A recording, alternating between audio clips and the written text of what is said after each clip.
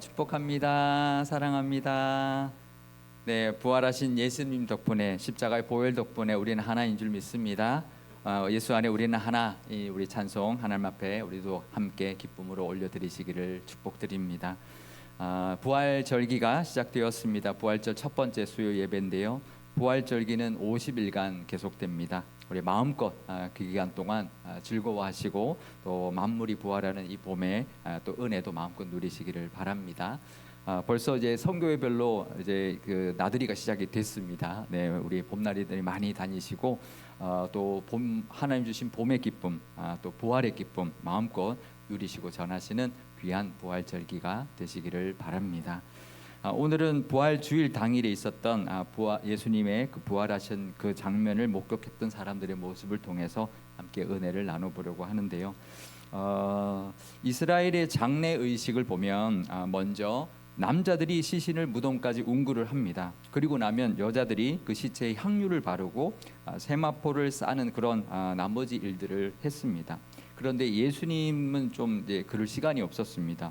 예수님이 갑자기 잡히셨고 안식일이 안식일은 이제 금요일 저녁에 시작이 되는데 해가 지면 이제 바로 안식일인데, 근데 안식일이 시작되기 바로 직전 금요일 오후에 돌아가셨기 때문에 여인들이 예수님이 잡히시고 십자가에 달리시고 다 따라다니고 십자가에서 못 박혀 죽으시는 장면까지 목격하는 동안 여자들은 예수님께 몸에 바를 향유를 준비하지 못했습니다. 그러니까 향유를 또 준비하지도 못했고 바를 시간도 없었습니다. 누가복음 23장 55절에서 56절 말씀입니다. 갈릴리에서 예수와 함께 온 여자들이 뒤를 따라 그 무덤과 그의 시체를 어떻게 두었는지를 보고 돌아가 향품과 향유를 준비하더라. 네, 말씀이 좀 다르네요. 네, 제가 잘못한 건가요? 네, 그러니까 시체를 둔 걸 보고 갔는데 그리고는 가서 향품과 향유를 준비를 했다. 근데요, 그러니까 무덤이 어딘지를 일단 확인한 거죠. 그리고는 이제 안식일이 되기 전에, 그러니까 해가 지기 전에 얼른 향품과 향유를 구하러 갔다라는 것이죠. 일단 무덤만 확인하고 그리고 난 다음에 이제 안식일 동안은 못하니까 안식일이 지난 후에 다음날 아침 일찍 예수님의 무덤으로 찾아갔던 것입니다. 왜 찾아갔냐? 향유와 향품을 발라드리지 못했으니까 이제 무덤에 가서 발라드리고 싶은 마음에 그랬던 것이죠. 그날 새벽에 예수님의 무덤을 찾아갔던 여인들은 1절에 보면 나옵니다. 막달라 마리아, 야고보의 어머니 마리아, 살로메였다고 하는데요. 그 여인들은 예수님께서 십자가에 못 박히실 때도 그 자리에 함께 있었던 여인들이었습니다. 마가복음 15장 40절에서 41절 말씀 제가 읽겠습니다. 멀리서 바라보는 여자들도 있었는데 그 중에 막달라 마리아와 작은 야고보와 요셉의 어머니 마리아와 또 살로메가 있었으니 이들은 예수께서 갈릴리에 계실 때에 따르며 섬기던 자들이요 또 이 외에도 예수와 함께 예루살렘에 올라온 여자들도 많이 있었더라.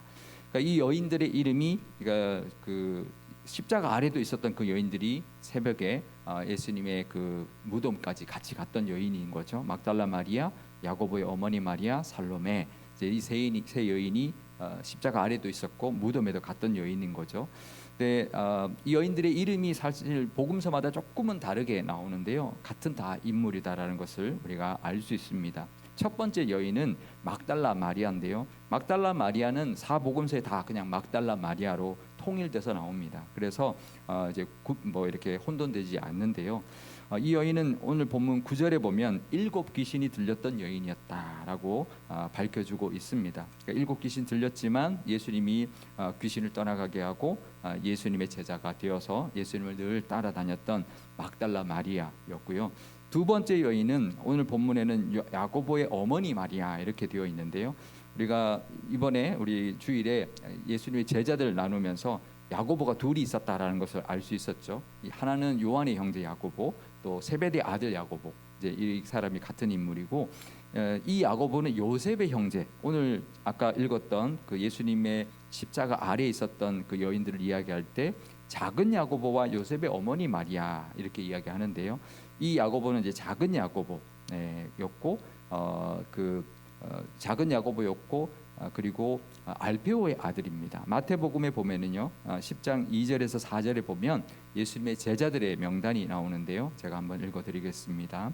12사도의 이름은 이러하니 베드로라 하는 시몬을 비롯하여 그의 형제 안드레와 세베대의 아들 야고보와 그의 형제 요한, 빌립과 바돌로메, 도마와 세리마테, 알페오의 아들 야고보와 다데오, 가나나인 시몬 및 가룟 유다 곧 예수를 판 자라. 이렇게 되어 있습니다.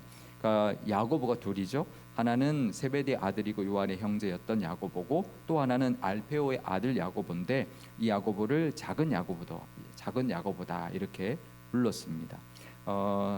그래서 이 두 번째 여인은 바로 이 알페오의 아들 작은 야고보의 어머니 마리아였습니다. 세 번째 여인의 이름은 살로메라고 이제 마가복음에 나오는데요. 우리가 잘 아는 여인입니다. 이름을 여기서 처음 밝히기 때문에 우리가 잘 모르는 여인이다 이렇게 생각할 수 있지만 이 여인은 우리가 잘 아는 세베대의 아들들의 어머니 요한과 야고보의 어머니였습니다. 그리고 그녀의 이름이 살로메다라고 마가복음은 밝히고 있는 것이고요. 또 요한복음 19장 25절에 보면 이 살로메가 예수님의 이모였다 이렇게 기록해주고 있습니다. 요한복음 19장 25절 말씀입니다. 예수의 십자가 곁에는 그의 어머니와 이모와 글로바의 아내 마리아와 막달라 마리아가 섰는지라. 여기 네 명의 여인들이 예수님 십자가 아래에 있었는데 하나는 막달라 마리아 똑같고요. 하나는 글로바의 아내가 바로 그 요셉과 야고보의 어머니 마리아를 뜻합니다. 그리고는 이제 아까 말했던 이제 살로메 그리고 예수님 어머니 마리아 이런 거죠. 근데 요한복음에는 그 살로메가 이모다 이렇게 말하고 있는 것이죠. 그래서 이 요한복음의 저자였던 사도 요한의 어머니가 바로 살로메고 예수님의 그 이모 또 예수님의 어머니 마리아의 자매였다라는 것이죠. 그래서 예수님이 십자가에서 숨을 거두실 때 이제 예수님의 어머니 마리아를 사촌 동생이었던 사도 요한에게 부탁을 하는 거죠. 이제 너 어머니다. 왜냐하면 사도 요한에게도 이 마리아는 이모였기 때문인 거죠. 그래서 이모에게 이제 마리아를 맡기는 거죠. 이 사도 요한에게 맡겼던 것입니다. 그래서 예수님의 무덤을 찾아갔던 세 여인들을 한번 정리해 보면 이렇습니다. 막달라 마리아는 7 귀신 들렸던 여인, 또 야고보의 어머니 마리아는 알페오의 아들이었던 작은 야고보와 요셉의 어머니, 또 살로메는 세베대의 아들들의 어머니 요한과 야고보의 어머니고 예수님의 이모 이렇게 세 사람이 예수님의 무덤을 찾아갔습니다. 이 여인들은 해가 돋을 무렵 아직 깜깜할 때 아직 이제 해가 이제 돋기 바로 직전에 아직 깜깜할 때 향품을 들고 예수님의 무덤으로 향했습니다. 그러면서 이제 대화를 하죠. 가면 우리 돌을 누가 옮겨줄 수 있을까 이렇게 고민하면서 걱정하면서 가고 있었습니다. 그런데요 이제 가는 목적이 향품을 들고 가니까 향품을 발라드리고 싶어서 가는 거죠. 그런데 요한복음 19장 38절에서 42절을 보면 예수님의 그 시신은 이미 아리마대 사람 요셉이 유대인의 장례법대로 니고데모가 가져왔던 향품을 다 바른 뒤에 세마포도 다 쌌고 모든 장례 절차가 끝나고 완벽하게 끝난 상태로 이미 장사를 치르고 무덤을 닫힌 상태였습니다. 요한복음 19장 38절에서 40절 말씀입니다.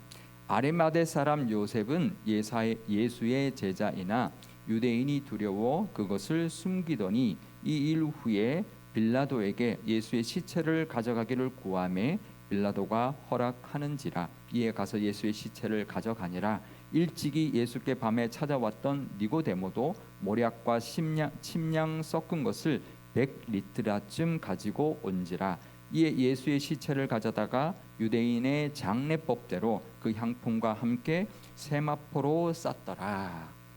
이미 장례 절차대로 다 향품을 바르고 세마포로 싸서 장례를 다 잘 마무리했다라는 거죠. 그리고 그 향품의 양이 100리트라라고 나와 있습니다. 이 단위가 우리가 잘 모르는 단위이기 때문에 그 규모가 어느 정도인지 어느 정도 양인지 짐작이 안 가는데요. 향품이 34kg랍니다. 향품이 34kg. 생각해 보시죠. 향품이 그러니까 이제 예를 들면 향수를 산다면 향수가 34kg면 도대체 얼마나 많은 양인가요, 그죠? 이거는 보통 사람에게 쓰는 양이 아닙니다. 왕에게 쓰는 정도의 양인 거예요. 어마어마한 양을 이 니고데모가 갖고 온 거예요. 그것을 발라드리니까 그러니까 왕의 제사를 왕과 같은 제사를 이제 그러니까 장례를 이미 치러드린 그런 상태였다라는 거죠.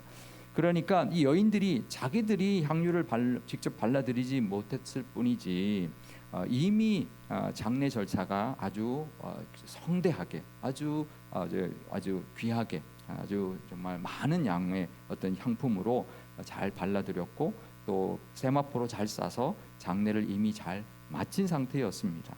그러니까 여인들이 향품과 향유를 바르러 갈 이유가 없었던 것이죠. 안 해도 되는 일이었습니다. 그리고 이스라엘의 무덤은 바위를 파내서 만들었습니다. 그러니까 바위로 이제 바위를 파서 굴을 만들고 그 입구를 이제 원반 모양의 돌을 이제 막아서 이제 그 덮어 이제 이렇게 닫아 놓는 그런 형태의 무덤이었는데요. 이스라엘의 그 무기또 근처에 예수님 그 당시 그 1세기에 동굴 무덤이 발굴이 되었습니다. 그래서 그게 이제 정말 예수님이 이런 무덤에 묻혔구나라는 것을 우리가 상상할 수 있고 충분히 이제 우리가 기억할 수 있는 이제 그런 무덤이 발견이 됐는데요. 그 발견된 그 무덤의 돌문의 무게가 1.5톤에서 2톤 정도 된다고 합니다. 어마어마한 거죠, 그죠? 그 큰 원반 모양의 돌로 이제 닫혀 있는데 그 돌문은 이제 경사진 홈을 따라 굴려서 입구를 막습니다. 그러니까 열려면 어떻게 해야 되냐면 이 무거운 돌을 굴려서 올려야 합니다. 그러려면 그 정도 돌이면 장정이 한 서너 명은 붙어서 굴려야 올릴 수 있을 정도의 무게였다라는 거죠. 그러니까 이 여인 3명이 가서는 도저히 문을 열 수 있는 그런 돌문이 아니었습니다. 근데 도와줄 사람도 없었죠. 게다가 거기는 경비병들이 지키고 있었어요. 허락하겠습니까? 그 문을 열고 향품 바르겠다고 하면 절대로 허락 안 하겠죠. 그런데도 이 여인들은 그 새벽에 그걸 들고 그 문을 열 수 있을까? 그리고 이게 바를 수나 있을까? 하면서도 가는 거죠. 어떻게 보면 참 무모한 행동이고 어떻게 보면 지금 불가능한 행동을 하고 있는 것이죠. 이미 장례도 끝났고 여인들의 힘으로는 돌문을 열 수도 없는데 누구 남자들 데려간 것도 아닌데 그들이 가고 있는 거예요. 왜 갔을까요? 왜 그렇게까지 했을까요? 첫 번째는 예수님 그 존경하는 그 예수님께 직접 향유를 여인들이 해야 되는 향유를 발라드리지 못했던 안타까운 마음 때문이었을 겁니다. 두 번째는 예수님에 대한 사랑, 예수님을 너무 사랑했기 때문에 예수님께 향유라도 어떻게든 향유라도 발라드리고 싶은 그 마음 때문에 가는 것이죠. 사랑하면 무모해집니다. 그렇지 않나요? 우리 연애하셨을 때 무모해지지 않나요? 1시간 보려고 몇 시간 운전해서 가고 그러지 않나요? 사랑하면 무모해지는 것입니다. 그게 사랑이죠. 아마 그 여인들이 가서 문을 못 열어서 끝내 향유를 못 바르고 돌아왔어도 괜찮았을 겁니다. 무덤 지키던 병사들이 허락해주지 않아서 끝내 그냥 돌아오고 말았어도 그녀들에게는 괜찮았을 겁니다. 왜냐하면요, 사랑하면 이유가 없기 때문입니다. 예수님을 사랑했기 때문에 그 새벽에 불가능한 그 일을 무모한 발걸음을 하고 있었던 것이죠. 우리의 모습은 어떤가요? 만약 우리가 예수님을 믿는데 예수님께 아무것도 바랄 것이 없다. 이제는 예수님께 소망이 없다. 나에게는 아무런 의미가 없다. 이제는 그러면 우리가 과연 이 여인들처럼 할 수 있을까요? 이 여인들은요, 이제 제자들은 예수님 뭔가 해줄 것 같고 이 세상을 바꿀 것 같고 그래서 우리도 한 자리 할 것 같고 그래서 열심히 따라다녔습니다. 그래서 제자들이 나중에 다 도망가고 갈릴리 바다까지 가서 그냥 옛모습으로 돌아가 버리는 거잖아요. 근데 이 여인들은 그러지 않았습니다. 아무것도 해줄 수 없는 이제는 떠나버린 예수님. 하지만 그 여인들의 신앙은 무언가를 얻을 수 있기 때문에 예수님을 찾는 믿음이 아니라 예수님을 사랑했기 때문에 찾아가는 믿음이었습니다. 그 사랑을 품고 돌아가신 예수님을 위해서 향유를 사서 돈도 없는 여인들이 그 비싼 향유를 사들고 율법적으로 부정하게 되는 시체를 만지면 부정하게 되든 말든 예수님에게 갔던 것이죠.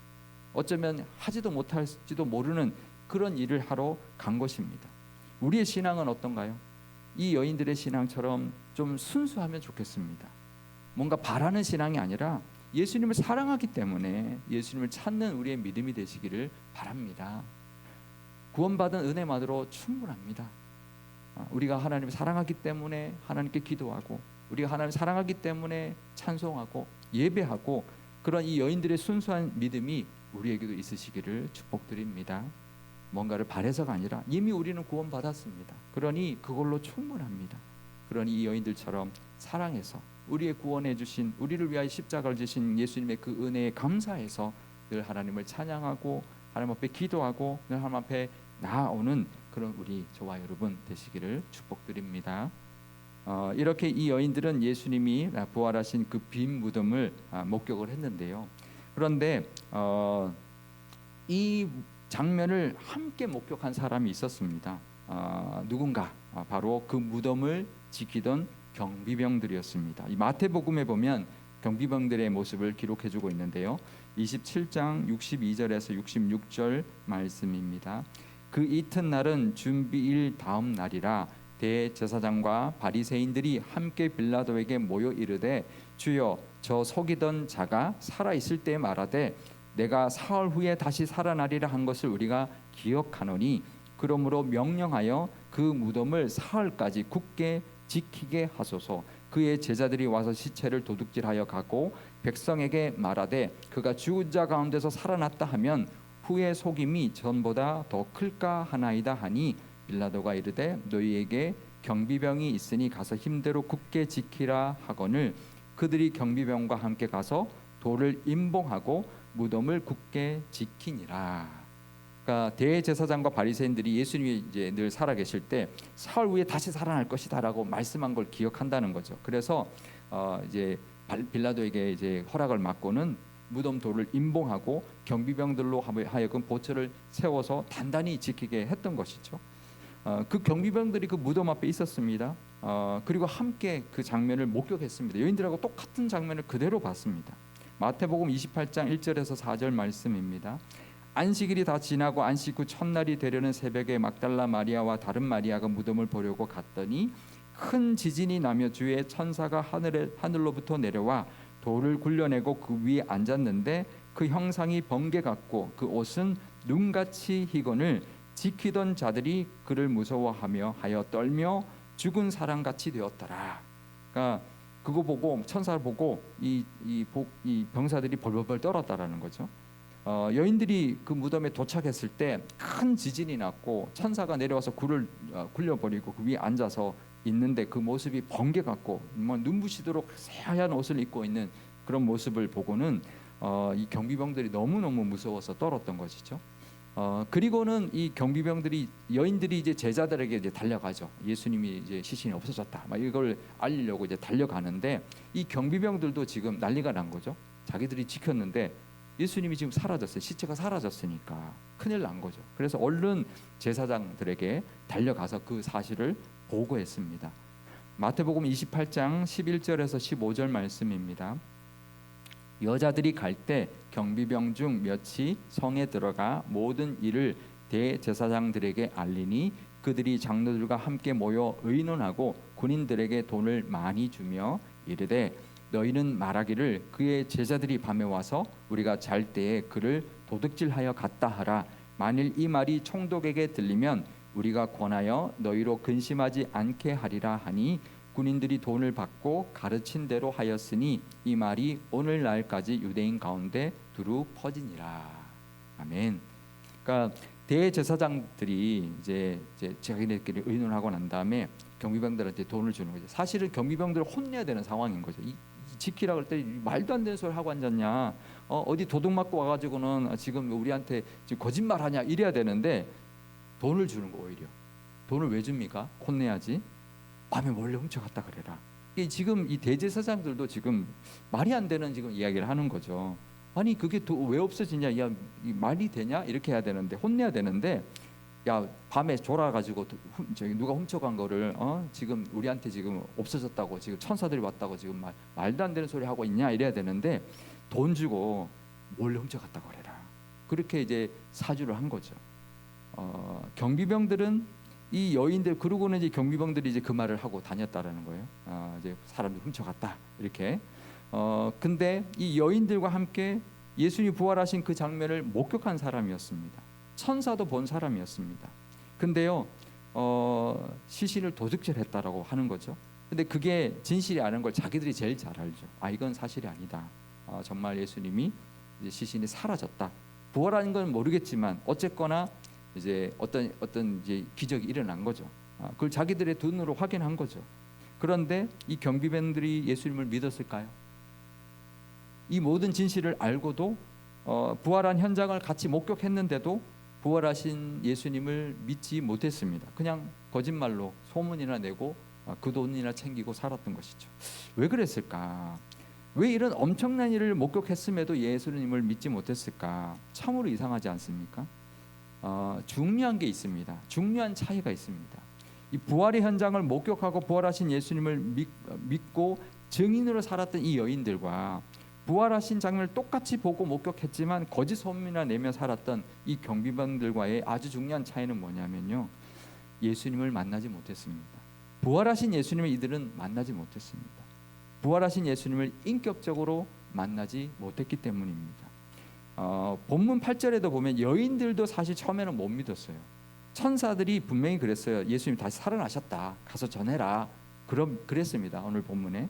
근데 아무에게도 아무 말도 전하지 못했다, 이렇게 말하고 있습니다. 그러니까 부활했다고 전해라고 했는데도 천사의 말을 듣고도 아무한테도 아무 말을 못했다라는 거죠. 그러니까 자기들도 믿어지지 않았던 거죠.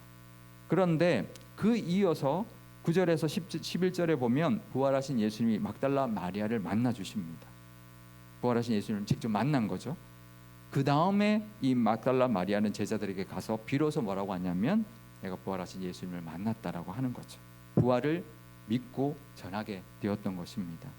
하나님과 예수님을 인격적으로 만나지 않으면요, 아무리 큰 이적을 목격해도요, 자기에게는 아무 소용이 없는 것입니다. 그 현장에 있었고 그것을 직접 목격한 게 중요한 게 아니라 그곳에 계신, 살아계신, 부활하신 예수님을 만나야 하는 것입니다. 그 경비병들은 그 부활을 보았습니다. 목격했습니다. 그런데 하나님을 인격적으로 만나지 못했고 부활하신 예수님을 만나지 못했기 때문에 자기의 삶의 그것을 받아들이지 못한 거죠. 그냥 이상한 일이 생겼다, 그러고 마는 거죠. 믿음까지 가지 못하는 것입니다. 그렇기 때문에 부활은 경험했어도 부활은 그에게 아무런 의미가 없었던 것입니다. 우리는 어떻습니까? 우리는 부활하신 것을 믿죠. 압니다. 머리로도 압니다. 그런데요, 우리도 부활하신 예수님을 늘 만나야 합니다. 부활하신 건 믿음으로 그냥 믿고 이제 머리로만 알고 기억하는 게 아니라 부활하신 예수님을 우리도 늘 만나야 합니다. 부활하신 사건은 우리의 지적인 신앙 고백으로만 남아 있어서는 안 될 것입니다. 부활하신 예수님을 늘 찾고 만나시기를 바랍니다. 그래서 우리도 그 부활의 기쁨을 누리고 부활을 정말 기뻐하고 부활의 그 기적을 우리도 정말 예수님이 죽음을 이기고 부활하셨다, 그래서 우리도 부활할 것이다, 그것을 우리가 정말 체험한다면, 그 예수님을 만난다면 우리도 그 부활의 기쁨이 우리에게 솟아날 것이고 이 여인들처럼 달려가서 예수님의 부활을 증언하는 그런 증인의 삶을 살게 될 것입니다. 예배 드릴 때마다, 우리가 말씀을 읽을 때마다, 찬양 드릴 때마다, 기도할 때마다 그때 함께 하시는 예수님 하나님을 만나시기를 바랍니다. 함께 하십니다. 우리가 기도할 때 하나님이 함께 보고 계십니다. 우리가 말씀 읽을 때 하나님이 우리에게 지혜를 주십니다. 성령이 역사하시는 거죠. 예배 드릴 때 하나님이 우리와 함께 하시며 예배를 받으십니다. 기도도 마찬가지입니다. 그때 임재해 주고 계십니다. 그 매일매일 매순간 우리와 함께 하시는 하나님을 만나시기를 축복드립니다. 그러면 우리의 삶이 감격이 넘칠 것이고요, 생명력 있는 우리의 신앙이 될 것입니다. 부활하셔서 살아계신 예수님을 늘 만나시는 복이 있으시기를 축복합니다. 하나님을 늘 인격적으로 만나시는 은혜가 있으시기를 축복드립니다. 그런데 예수님이 부활하셔서 제일 먼저 만난 사람이 막달라 마리아잖아요. 근데 왜 막달라 마리아였을까요? 수제자 베드로도 있고 사랑하는 제자 요한도 있는데 왜 막달라 마리아에게 제일 먼저 나타나셨을까요? 왜 그러셨을까? 왜 그랬을까요? 그 답은 간단합니다. 막달라 마리아가 예수님을 먼저, 부활하신 예수님을 먼저 찾아갔기 때문입니다. 그 부활하신 무덤에 먼저 찾아갔고 거기서 떠나지 않고 울면서 간절히 예수님의 시신을 찾기를 원했고 그 예수님 만나기를 원했기 때문인 거죠. 아무것도 바랄 수 없는 그 예수님께 그 가시는 길에 향유를 발라드리고 싶었고, 율법적으로 부정해지는 것도 무릅쓰고 자기 힘으로는 무거운 그 무덤 문을 열 수도 없는데도 그 새벽에 찾아가서 그 부활하신 예수님을 돌아가신 예수님을 만나기를 원했고, 또 살아신 시신을 찾기를 원했고, 그렇게 찾고 찾았을 때 그 찾는 그 여인에게 예수님은 만나 주신 것입니다. 우리도 하나님 어떻게 만날 수 있을까요? 우리가 찾고 찾으면 만나 주십니다. 인생의 어떤 상황 속에서도 우리가 하나님을 찾고 찾으면 우리와 만나 주실 것입니다. 분명히 우리와 함께 하시니 우리가 간절히 찾으면 우리를 만나 주시고 위로하시고 말씀 주시고 분명히 확신을 주실 것입니다. 우리와 늘 함께 하시는 임마누엘의 하나님을 늘 만나시고 그 은혜를 누리면서 또 기쁨으로 부활을 증거하며 살아가시는 그런 저와 여러분 되시기를 주님의 이름으로 축원드립니다. 우리 마지막으로 잠언 8장 17절 말씀 우리 함께 읽겠습니다. 시작. 나를 사랑하는 자들이 나의 사랑을 입으며 나를 간절히 찾는 자가 나를 만날 것이니라. 아멘. 나를 사랑하는 자들이 하나님을 사랑할 때 하나님의 사랑을 입고요, 하나님을 간절히 찾으면 하나님이 만나 주신다. 잠언에서도 말씀하고 계십니다. 이 여인 막달라 마리아가 그 증인입니다.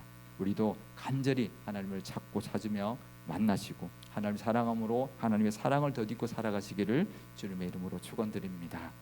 우리 오늘 기도할 때 우리 함께 기도하기를 원하는데요, 먼저 이렇게 기도하면 좋겠습니다. 먼저 부활 이 절기에 기쁨의 절기를 허락하신 그 은혜에 감사하는 기도를 드리면 좋겠습니다. 우리를 위하여 부활의 첫 열매가 주신 그 은혜에 감사하고 또 그 은혜를 늘 기뻐하고 감사하고 영광 돌리는 우리가 되게 해달라고 기도하면 좋겠고요, 만물이 소생하는 이 꽃들이 만발하는 이 봄의 은혜를 주신 것도 감사하며 누리게 해달라고, 또 하나님을 늘 찾고 찾음으로 늘 하나님을 만나고 하나님을 사랑함으로 하나님의 사랑을 덧입으며 늘 살아가도록 기도하면 좋겠습니다. 또 부활의 증인으로 살아가도록 부활의 기쁜 소식을 온 세상에 전하는 우리 교회가 되도록 우리 함께 한 목소리로 기도하도록 하겠습니다. 아버지 하나님 감사합니다. 부활절이 시작되었습니다. 하나님 우리 예수님의 고난과 십자가의 그 고통 이후에 하나님 죽음 이후에 하나님 예수님이 부활하셔서 부활의 산 증인이 되어 주셨고 첫 열매가 되어 주셨으니 아버지 하나님 너무나 감사합니다. 이제 이 부활절기 50일간의 이 부활절기 동안 정말 우리를 위하여 부활의 첫 열매가 되어 주신 그 은혜에 감사하게 하여 주시고 그 은혜를 기뻐하고 그 영광을 하나님께 늘 돌리고 찬양하며 예배하는 우리의 믿음이 되게 하여 주옵소서. 또 이 계절은 정말 만물이 소생하고 꽃들이 만발하는 그런 봄입니다. 하나님 이 은혜 봄의 기쁨을 마음껏 누리고 하나님 앞에 영광 돌리고 찬양하는 그런 이 부활절기가 되게 하여 주옵소서. 하나님 이 막달라 마리아가 예수님을 간절히 찾았을 때 만나 주셨습니다. 하나님을 늘 찾고 찾을 때 우리를 만나 주실 줄 믿습니다. 하나님을 사랑할 때 그 하나님의 사랑이 우리에게 덧입혀질 줄 믿습니다. 하나님과 늘 동행함과 하나님의 그 사랑을 덧입음으로 말미암아 하나님의 은혜가 늘 충만케 허락하여 주시고 어떠한 상황 속에서도 기쁨과 평강이 넘치는 하나님의 은혜가 가득한 그런 우리의 모습들 다 되게 하여 주옵소서. 그 부활의 그 사실이 하나님 우리에게도 하나님 머리로만 있는 것이 아니라 정말 하나님의 그 부활, 하나님이 우리에게 허락하신 그 예수님의 부활이 우리에게도 하나님 정말 느껴지게 하여 주시고 하나님 정말 그 기쁨이 솟아나게 하여 주셔서 부활의 증인으로 예수님 부활하셨다 정말 증거할 수 있는 우리의 믿음 되게 하여 주시고 그 부활의 기쁜 소식을 온 세상에 전할 수 있는 우리 교회가 되게 하여 주옵소서. 그래서 우리 주변에 믿지 않는 영혼들이 우리 교회를 통하여 우리 교우들을 통하여 정말 부활의 기쁨에 참여하게 하시고 정말 구원의 은혜를 하나님 누릴 수 있도록 하나님 우리 교회를 사용하여 주시고 우리 교우들을 통하여 그 부활의 하나님의 증거가 하나님 온 세상으로 향하여 나아가게 하여 주옵소서. 아버지 하나님 부활절을 허락해 주시니 너무나 감사합니다. 우리의 부활의 첫 열매가 되어 주셔서 우리도 이 부활의 기쁨을 누리고 이 부활의 절기도 또 이 부활의 또 봄도 하나님 누리게 해주시니 너무나 감사합니다.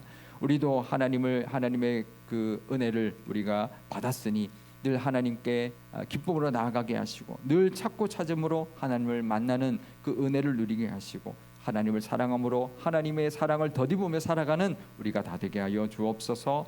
그래서 부활의 증인으로 살아가게 하시고, 정말 우리가 그 부활의 기쁨이 있다면 우리 속에 하나님 그 예수님의 부활을, 또 하나님의 그 사랑을, 십자가의 은혜를 증거하지 않을 수 없을 것입니다. 그 사명 감당하는 우리 교회와 모든 교우들이 다 되게 하여 주옵소서. 감사드리며 예수님의 이름으로 기도드리옵나이다. 아멘.